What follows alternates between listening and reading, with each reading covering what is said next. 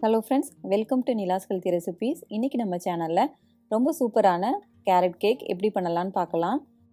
இந்த கேக் நாம இன்னைக்கு அவன் இல்லாம அப்புறமா மைதா சீனி இல்லாம தான் பண்ண போறோம். இது ரொம்ப சுலபமாவும் பண்ணிரலாம். வாங்க இந்த டேஸ்டியான கேரட் கேக் எப்படி பண்ணலாம்னு பார்க்கலாம்.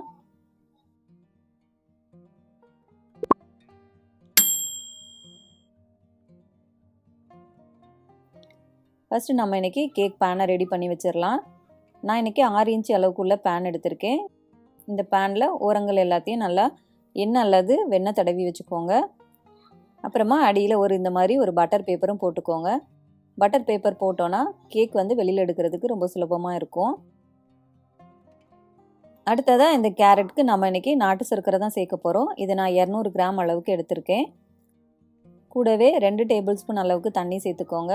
தண்ணி சேர்த்துட்டு இந்த நாட்டு சர்க்கரை நல்லா கரையிற அளவுக்கு கலந்து எடுத்துக்கோங்க. இப்போ இது நல்லா கலந்தாச்சு. அடுத்ததாக இந்த கேக்குக்கு நான் இன்றைக்கி 200 கிராம் அளவுக்கு கேரட் எடுத்திருக்கேன். இது தண்ணியில் நல்லா அலசிட்டு இந்த மாதிரி ஒரு துருவல் வச்சு நல்லா துருவி எடுத்துக்கோங்க.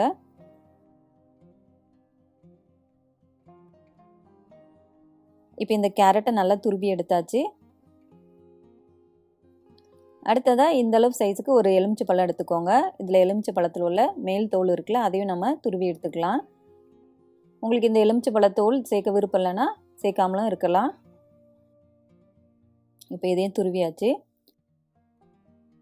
நம்ம இப்போ கேக்குக்குள்ளே மாவை ரெடி பண்ணுறதுக்கு முன்னாடி நம்ம கேக் செய்ய போகிற கடாயை சூடு பண்ணிக்கலாம். நீங்கள் நல்லா அடிக்கணமான கடாயை எடுத்துக்கோங்க. இந்த பாத்திரத்துக்குள்ளே உப்பு சேர்த்துக்கோங்க. உப்பு அல்லது மண்ணு கூட நம்ம இதில் சேர்த்துக்கலாம். நம்ம இதில் சேர்க்குற உப்பை நம்ம அடுத்தது பேக் பண்ணுவோம்ல, அந்த டைம்லலாம் இதையே நம்ம பயன்படுத்திக்கலாம். நம்ம தூர கொட்டணும்னு அவசியம் இல்லை. இப்போ இதுக்குள்ளே இந்த மாதிரி ஒரு ஸ்டாண்டு வச்சுக்கோங்க. ஸ்டாண்டு வச்சுட்டு அதுக்கு மேலே ஒரு பிளேட் வச்சுக்கோங்க. உங்கள்கிட்ட ஸ்டாண்டு ஃபுல்லாக கவர் பண்ணுற மாதிரி உள்ள ஸ்டாண்டாக இருந்துச்சுன்னா இந்த மாதிரி மேலே பிளேட் வைக்கணும்னு அவசியம் இல்லை. ஆனால் இந்த மாதிரி இடைவெளி உள்ள ஸ்டாண்டாக இருந்துச்சுன்னா மேலே இந்த மாதிரி ஒரு பிளேட் வச்சுக்கோங்க. அப்படின்னா தான் கேக் எல்லா இடமும் ஒன்று போல் வெந்து கிடைக்கும். இப்போ இதை மூடி வச்சுருங்க. இந்த மூடியில் ஏதாவது ஹோல் இருந்துச்சுன்னா ஏதாவது பேப்பர் வச்சு இந்த மாதிரி அடைச்சி வச்சுக்கோங்க. அப்படின்னா ஹீட் எதுவும் உள்ளேருந்து வெளியில் போகாது. இப்போ இதை மிதமான தீயில் வச்சு 10 நிமிஷத்துக்கு நல்லா சூடு பண்ணிக்கோங்க. இப்போ நம்ம கேக்குக்குள்ளே மாவு ரெடி பண்ணிடலாம். இன்றைக்கி தான் இந்த கேரட் கேக் பண்ணுறதுக்கு 2 முட்டை எடுக்கிறேன். நீங்கள் முட்டை சேர்க்காதவங்களா இருந்தீங்கன்னா 1/2 கப் அளவுக்கு தயிர் சேர்த்துக்கோங்க. நீங்கள் தயிரும் முட்டையும் ஃப்ரிட்ஜில் இருந்து எடுத்து டேரெக்டாக அப்படியே சேர்க்கக்கூடாது. நீங்கள் எப்போ கேக் செய்ய போகிறீங்களோ அதுக்கு ரொம்ப நேரத்துக்கு முன்னாடியே எடுத்து வெளியில் வச்சுருங்க. இப்போ இந்த முட்டையை நல்லா நுர பொங்கி வரலாம் அந்தளவுக்கு அடித்து எடுத்துக்கிடணும். அப்படின்னா தான் கேக் நல்லா சாஃப்டாக ஸ்பாஞ்சியாக கிடைக்கும். உங்கள்கிட்ட பீட்டர் இருந்துச்சுன்னா அதை வச்சு கூட நீங்கள் அடித்து எடுத்துக்கலாம்.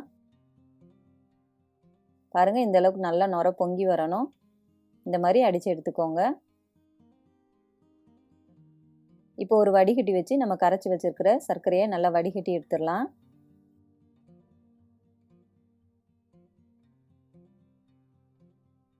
இப்போ இது ரெண்டையும் நல்லா கலந்து விட்டுக்கோங்க. அடுத்ததாக நம்ம துருவி வச்சிருக்கிற எலுமிச்சைப்பழ தோல் ஒரு 2 டீஸ்பூன் அளவுக்கு இருக்குது, அதை நான் சேர்க்குறேன். அடுத்ததாக 2 டீஸ்பூன் அளவுக்கு எலுமிச்சை பழத்தில் உள்ள சாறு சேர்த்துக்கோங்க. அப்புறமா 1/2 கப் அளவுக்கு உருக்குன வெண்ணெய் சேர்க்குறேன். நீங்கள் வெண்ணெய் இல்லைன்னா நீங்கள் இதுக்கு பதிலாக எண்ணெய் கூட சேர்த்துக்கலாம். இப்போ இது எல்லாத்தையும் நல்லா கலந்து விட்டுக்கோங்க.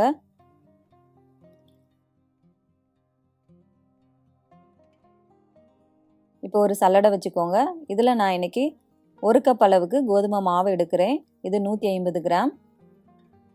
அடுத்ததாக 1/2 டீஸ்பூன் அளவுக்கு baking powder, 3/4 teaspoon baking soda, 1/8 teaspoon அளவுக்கு உப்பு சேர்த்துக்கோங்க. சேர்த்துட்டு இது எல்லாத்தையும் நல்லா சலிச்சு எடுத்துக்கலாம்.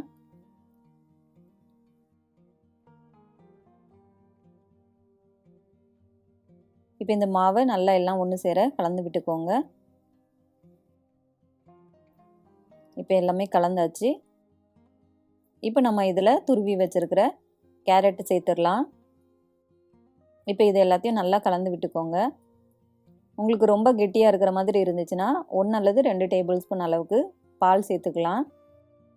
இப்போ இது எல்லாம் நல்லா கலந்தாச்சு. இப்போ நம்ம இதை கேக் பேனில் ஊற்றிடலாம். ஊற்றிட்டு இந்த மாதிரி கொஞ்சம் தட்டி விட்டுக்கோங்க.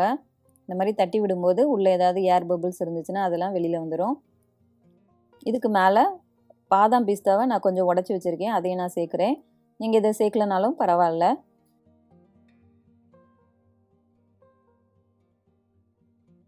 நம்ம இப்போ இதை பேக் பண்ணிடலாம். இப்போ கடாய் 10 நிமிஷத்துக்கு நல்லா சூடாயிருச்சு.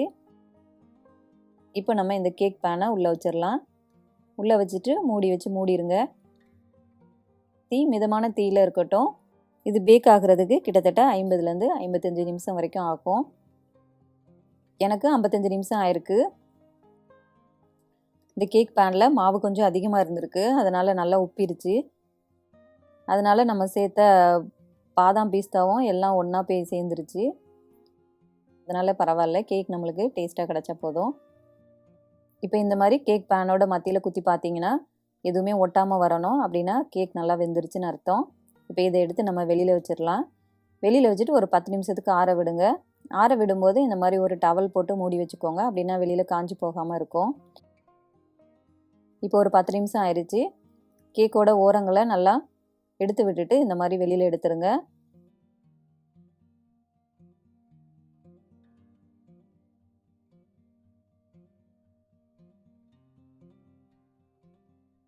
கேக் நல்லா ஆறினதுக்கப்புறம் நம்ம கட் பண்ணிடலாம்.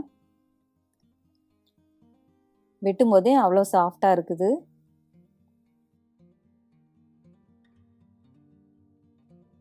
நான் வீடியோக்காக உடனே கட் பண்ணிட்டேன், அதனால் இன்னும் நல்லா சூடாக தான் இருக்குது. பாருங்கள், ரொம்ப சாஃப்டாக ரொம்ப ஸ்பாஞ்சியாக வந்திருக்குது. டேஸ்ட்டும் ரொம்ப சூப்பராக இருந்தது. இது நம்ம வீட்டில் உள்ள பொருளை வச்சுட்டே ரொம்ப சுலபமாக செஞ்சிடலாம். அவ்வளோதான் ஃப்ரெண்ட்ஸ், ரொம்ப சாஃப்டான ரொம்ப ஸ்பாஞ்சியான கேரட் கேக் ரொம்ப சூப்பராக ரெடி ஆயிருச்சு. கண்டிப்பாக நீங்களும் உங்கள் வீட்டில் இந்த மாதிரி செஞ்சு பாருங்கள். உங்களுக்கு இந்த ரெசிபி பிடிச்சிருந்துச்சுன்னா கண்டிப்பாக லைக் பண்ணுங்கள், கமெண்ட் பண்ணுங்கள், ஷேர் பண்ணுங்கள். முக்கியமாக மைதா இல்லாத சீனி இல்லாத ரெசிபிஸ் பார்க்கணும்னா என்னோடய யூடியூப் சேனலை சப்ஸ்கிரைப் பண்ணிக்கோங்க. அப்படியே பக்கத்தில் உள்ள பெல் சிம்பிளையும் ப்ரெஸ் பண்ணிக்கோங்க. என்னோடய ஃபேஸ்புக் பேஜையும் லைக் பண்ணி ஃபாலோ பண்ணிக்கோங்க. தேங்க்யூ.